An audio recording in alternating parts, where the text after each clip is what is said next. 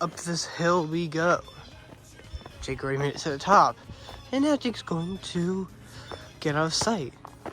But for not much longer, because we're now at the top of the hill.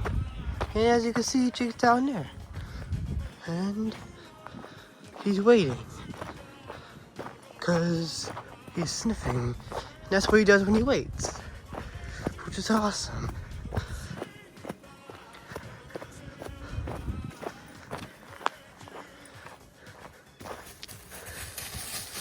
Oh, that's awesome, Jake. It's always good to have a positive mindset. So that's why I say that's good. Because it is good. It's good to have a positive mindset.